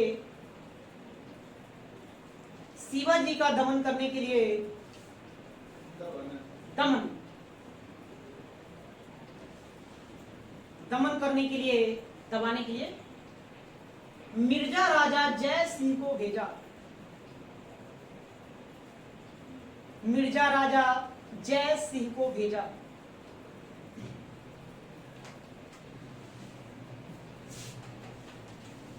मिर्जा राजा जय सिंह को भेजा।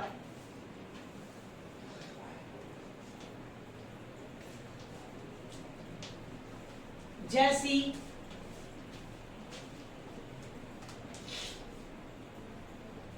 सिंह आते ही पुरंदर के किले की घेराबंदी कर दी। पुरंदर के किले की घेराबंदी कर दी।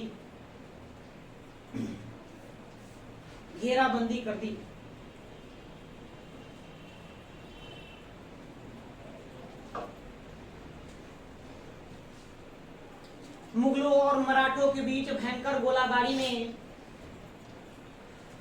मुगलों और मराठों के बीच भयंकर गोलाबारी में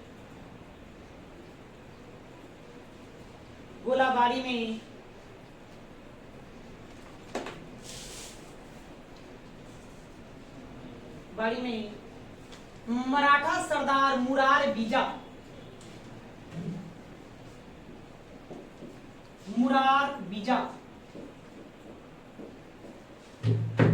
मराठा सरदार मुरार बीजा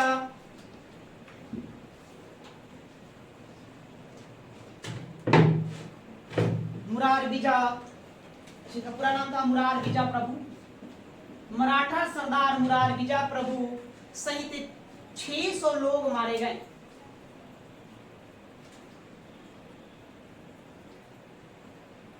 600 लोग मारे गए।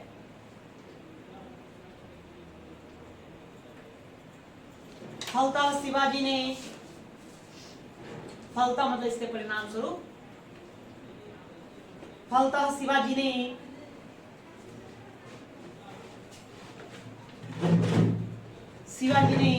जय सिंह के सम्मुखे आत्मसमर्पण कर दिया।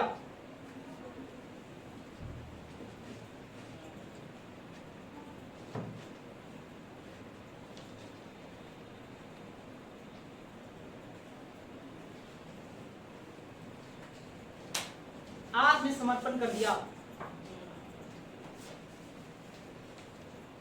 क्या बात है, एकदम सुस्त पड़ी है। दोनों के मध्य बातचीत के परिणाम स्वरूप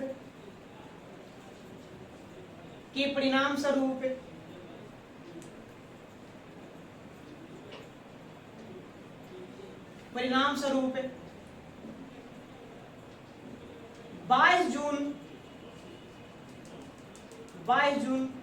1665 ईस्वी को 22 जून 1665 ईस्वी को पुरंदर की संधि हुई।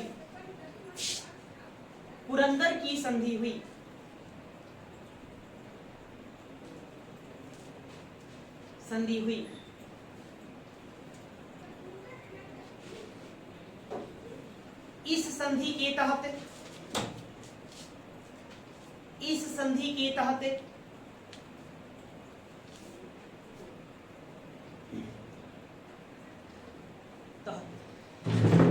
डैश देंगे। 3 बातें आपको ध्यान रखना। कितने? 3 बात। पहला, शिवाजी के पास कितने किले थे? टोटल 35 किले थे।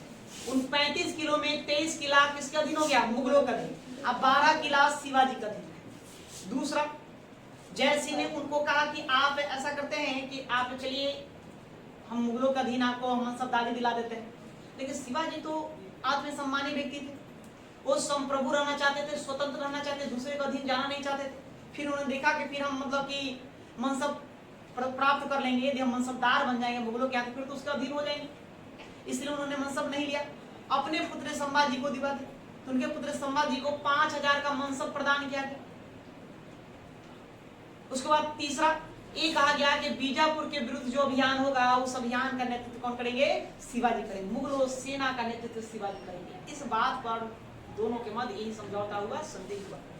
तो पहला लिखिए, 23 किलो में से, एक मिनट, शिवाजी के 35 किलो में से 23 किले, शिवाजी के 35 किलो में से 23 किले मुगलों को प्राप्त हुआ।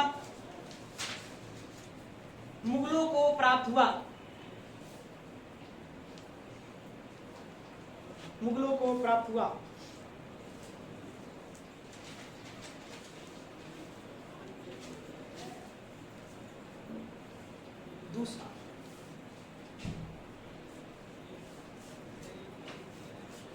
शिवाजी के पुत्र संभाजी को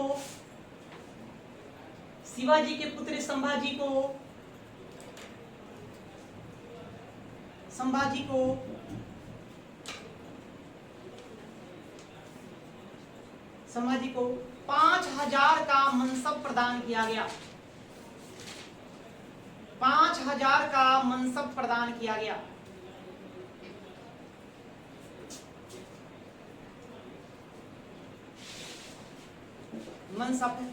मनसब प्रदान किया गया। तीसरा, बीजापुर के विरुद्ध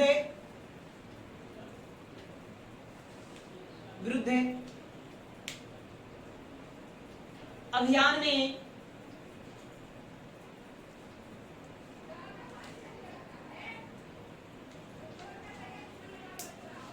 बीजापुर के विरुद्ध अभियान में मुगल सेना का नेतृत्व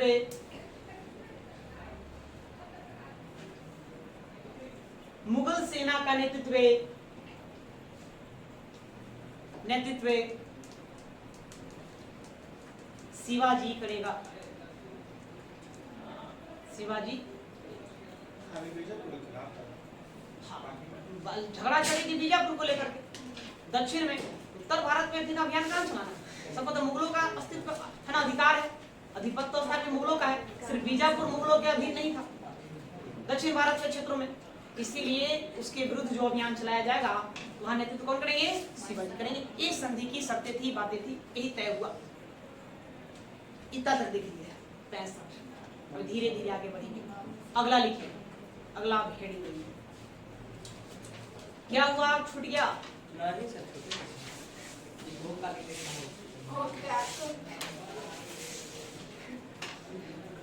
क्या बात है, पूरा प्रसन्न हो रही हो गया सर। नीचे ऊपर लिखते आगे लिखिए। अब आगे उसके बाद क्या? खाली को शिवाजी का कैद। अब शीर्षक थोड़ा देंगे, छोटा टॉपिक, शिवाजी का कैद।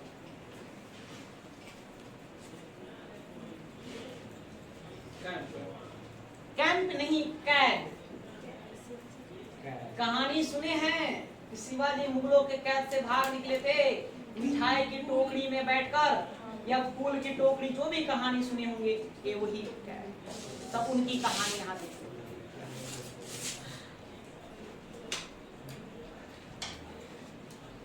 देखिए, जब पुरंदर की संधि होती है तो पुरंदर की संधि किनके मध्य होता है? शिवाजी और जयसिंह की।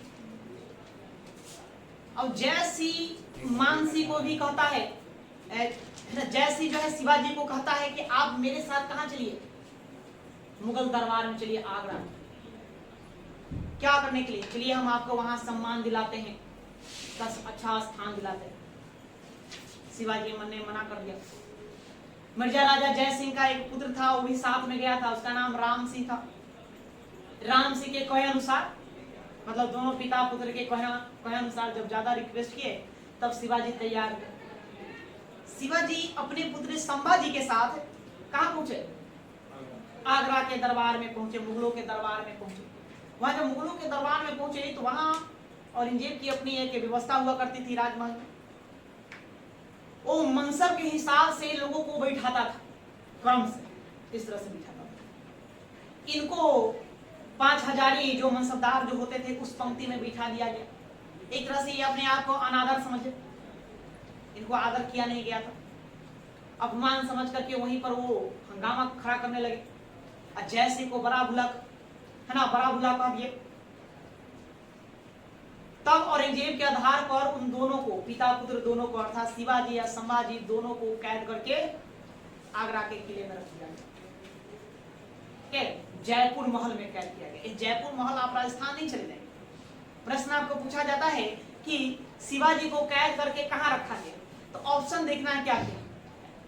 अगर महल ऑप्शन में है तो जयपुर महल। कौन सा महल? जयपुर महल में कैद करके रखा गया। और शहर की बात हो रहा है तो आगरा में ही जयपुर महल है, वहीं पर इनको कैद करके रखा।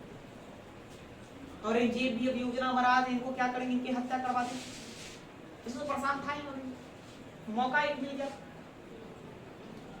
इधर शिवाजी को भी भनक लगी कि अब कैद से भाई किसी न किसी तरह से निकलना है। तो शिवाजी क्या करे, बीमारी का बहाना बना दिया। बीमारी का बहाना बनाकर वो बोले कि हमें बीमारी है और हम चाहते हैं कि मेरी तरफ से गरीबों को मिठाइयां दान किया जाए। ऐसे यहाँ पर दो तरह की उदाहरणाएं बताइए। फूल के बारे में बताया जाता है कि मिठाई के बारे में बताया जाता है। तो मिठाइयों के बारे में समझते हैं कि हम मिठाइयां, गरीबों को मिठाइयां दान करें, गरीबों में मिठाइयां वितरित करें, बांटे। तो इसलिए प्रत्येक दिन का एक तरह से रूटीन बन गया। तो शिवाजी के पास टोकरी में मिठाई भेजा जाता था और उसको अपने हाथों से छू देते थे। हाथों से छूने के बाद वह मिठाई की टोकरी बाहर जाता, गरीबों में बांट दिया। अब रोज का एक ही रूटीन हो तो पहरेदार क्या होगा, थोड़ा सा ढीला तो पड़वे करेगा। अब जाने कि रोज का वही रूटीन है ना, कुछ दिनों तो सख्त रहा, पूरा बढ़िया से जांच पड़ताल सब किया,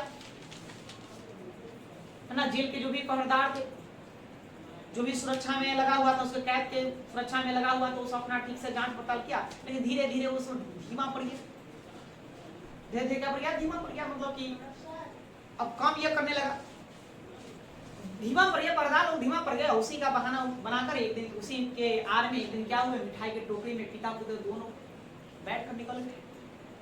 उनका एक सन हम शकल था जिसका नाम था हीरोजी फर्जन।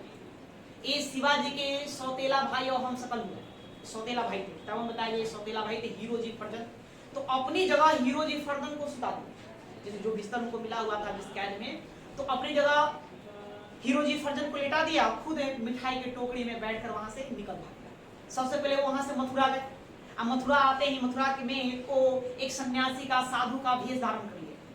मथुरा के बाद काशी, बनारस, इलाहाबाद होते हुए, गोलकुंडा होते हुए वो फिर अपना रायगढ़ पहुंचे, जहां उनको पहुंचना था वहां अपना।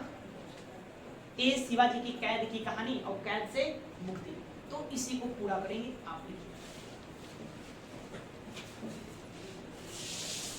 देखो राजा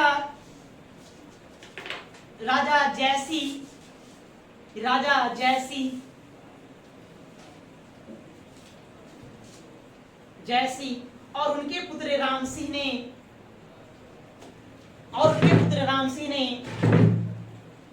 शिवाजी को मुगल दरबार में चलने का अनुरोध किया।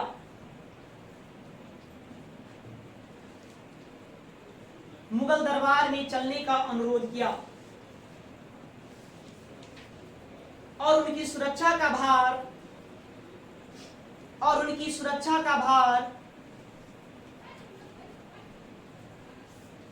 अपने ऊपर लिया।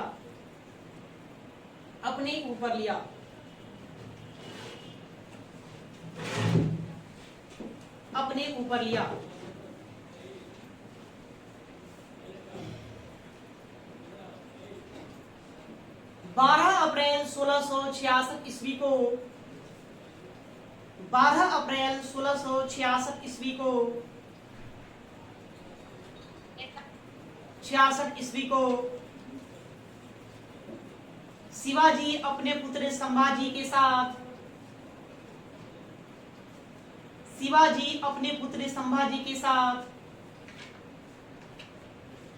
मुगल दरबार में उपस्थित हुए।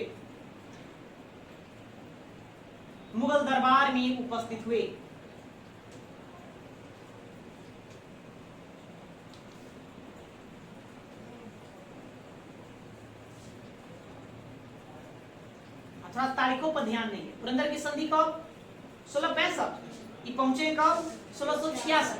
अभी नहीं कि जब संधि हुआ था लगले वो लोग लौट रहा था मिर्जा राजा जैसी, तो वो भी साथे साथे बोली कि चलो हम भी चलते हैं, ऐसा नहीं। उन्होंने कहा कि ठीक है, आप अगर इतना अनुरोध करते हैं तो हम एक दिन आएंगे। तो समय आ गया 12 अप्रैल 1666, जिस दिन अपने पिता पुत्र शिवाजी का पुत्र संभाजी कहाँ उपस्थित हो जाएंगे, मुगल दरबार में उपस्थित है। अब इनको 5000 की पंक्ति में बिठा दिया गया, क्योंकि 5000 का मनसब दिया गया था उनके पुत्र को, वहीं बिठा दिया गया। ये अपने आप को अपमानित समझने लगे। अब शिवाजी थे भाई, वो अपने आप को दक्षिण का महाराज समझते थे नहीं। अभी तक शिवाजी ने अपना राज्याभिषेक नहीं करवाया, राज्याभिषेक बाद में कैद से लौट कर जाएंगे तब राज्याभिषेक करवाएंगे। इसी में तुमको समझ में आ गया कि ऐसे कोई हमको मान सम्मान देने वाला नहीं है, इसलिए खुद को क्या कहना होगा, महाराजा कहना होगा। इन्होंने महाराजा ना का छत्रपति कहना, ठीक है, ये कहना है, क्योंकि एक उपाधि लेना होगा तब लोग मान्यता देगा, वैल्यू देगा। अभी तक राज्याभिषेक 1674 में अपना राज्याभिषेक करते क्या लिखे उपस्थित हुए। हाँ, लेकिन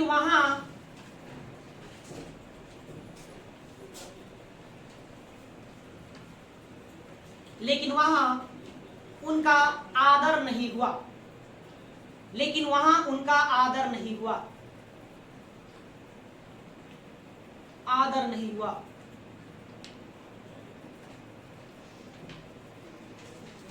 आदर नहीं हुआ, जिससे जिसके कारण उन्होंने जिसके कारण उन्होंने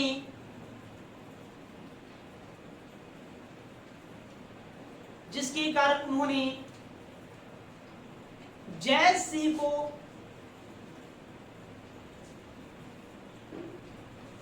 बुरा भला कहा। कोई दरबार में जय सिंह को बुरा भला कहने लगे, कहा।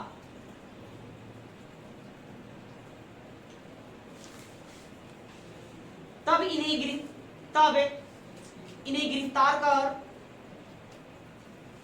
गिरफ्तार कर साथ में इनका पुत्र संभाजी भी, उन्हें गिरफ्तार कर जय सिंह के पुत्र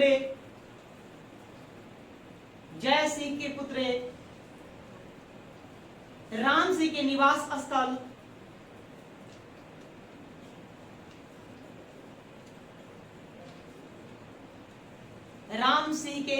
स्थल जयपुर महल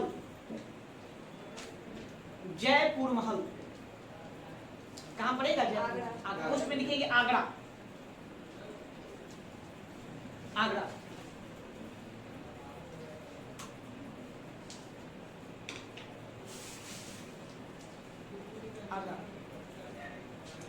में रख दिया गया, मतलब वहां उनको कैद कर दिया गया।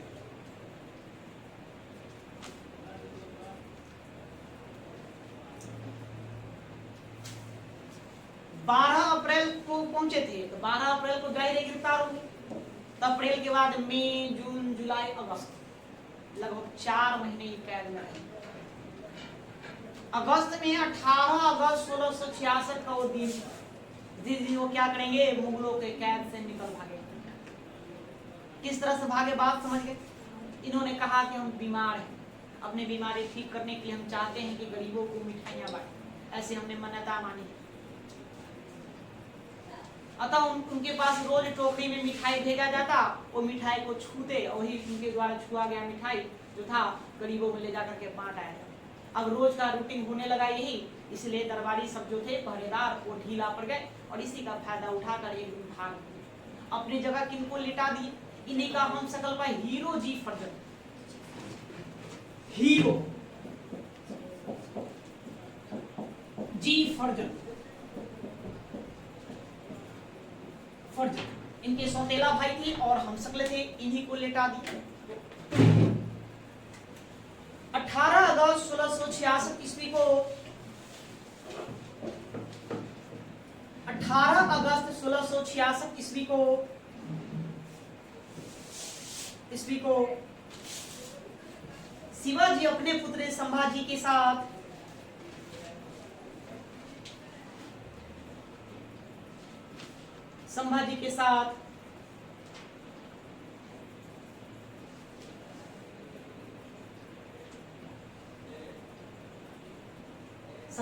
हीरो जी फर्जंद पोस्ट में लिखे हम शक्ल एवं सौतेला भाई, हम शक्ल एवं सौतेला भाई, जो भी हो, लेकिन किताबों में आपको इसी बात को लिखा हुआ मिलेगा नहीं। ज्यादा विशेष जानना है तो परीक्षा वाणी का बुक पढ़ लीजिए, उसमें इनके बारे में पूरा डिटेल से दिया गया है। तो उसको बंद करिए। के सहयोग से मिठाई की टोकरी में बैठकर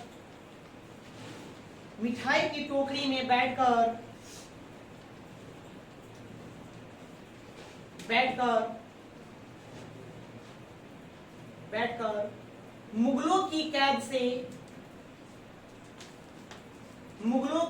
से आजाद हो गए।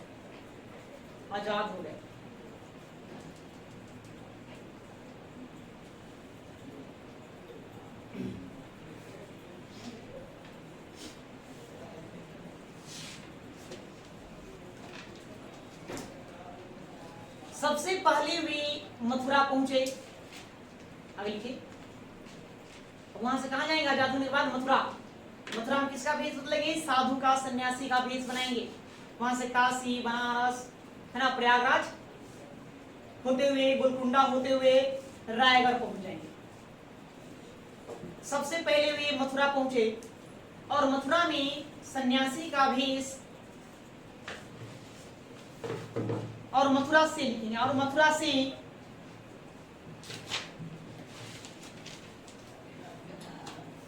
से सन्यासी का भेष बनाकर प्रयाग, काशी एवं गोलकुंडा होते हुए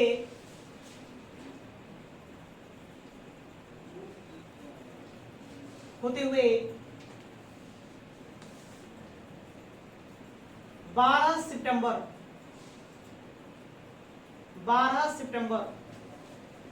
1666